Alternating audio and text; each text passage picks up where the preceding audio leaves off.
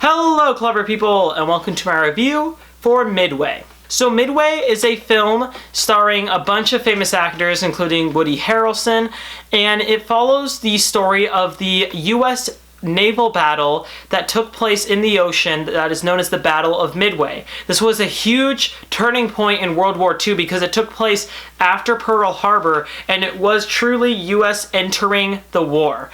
And this film follows the story from the side of the US as it plans on to fight Japan and all of the intelligence that had to go on behind it, as well as all of the naval battles with tons of explosions. This film is directed by Roland Emmerich, director of Independence Day and Independence Day Resurgence and a few other movies.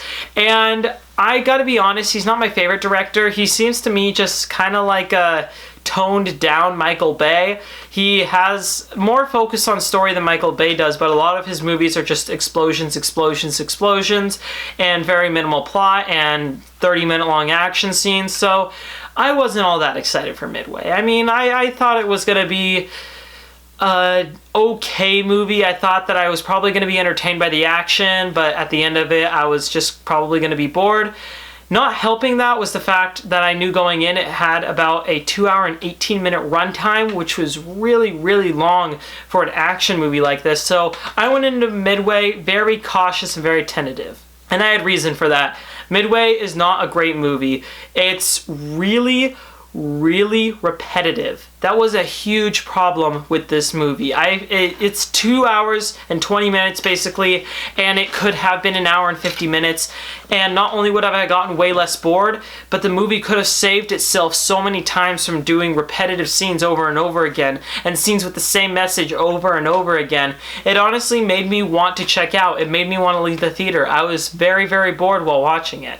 And I do like the fact that Roland Emmerich did attempt to put some emotion into this story. It's more than I've seen him attempt in the past. He tried to make the story strong, but he didn't fully dedicate, in my opinion, and because of that, the story ended up being pretty weak, and the action sequences also suffered because of that. Not having a strong story and a strong foundation, the action scenes couldn't have been great, but even then, if you scrapped the story and focused on the action scenes and made them pristine and wonderful to watch, then you could have saved yourself quite a bit. I mean, it probably would have ended up just being a guilty pleasure movie, but it still would have been, a decent watchable movie. And by not having good action scenes and not having good story, the movie doesn't really know which side to go on, and it ends up just becoming kind of a mess. Something I also don't like about this movie, which is kind of political and it's very subjective, so I apologize for getting a bit political on my movie reviews because that's not usually what I do, but I can't stand war movies that depict the US as the good guys. I am really just not a big fan of that. I think that in every single war, there are two sides to the story. And in this particular case, there was Japan and there was the United States of America. Both sides had their problems, both sides had their motivations. Neither side was a bad guy. To us, the US, Japan was the bad guy because that's who we were fighting. But to Japan, the US was the bad guys because that's who they were fighting. And the fact that this movie feels such a strong need to depict Japanese as hateful and horrible and frankly villains, it's really not the best move that you could have done with this movie. It makes it feel very dated, like it's a war movie from the 70s or 80s. And beyond that, it's really just a bland movie. I didn't find much redeemable about Midway. I don't think it's like terrible because I didn't walk out of the movie going or feeling bad about myself or anything like that. But I just walked out bored. I walked out not really caring about what I just watched. And if I'm being honest, I don't remember much about it and I saw it 2 days ago.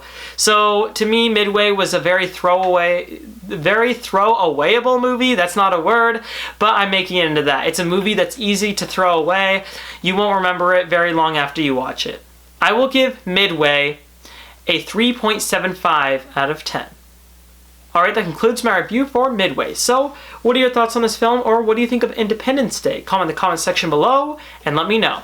I'm Robert Burke, and this has been The Clever Critics. Goodbye.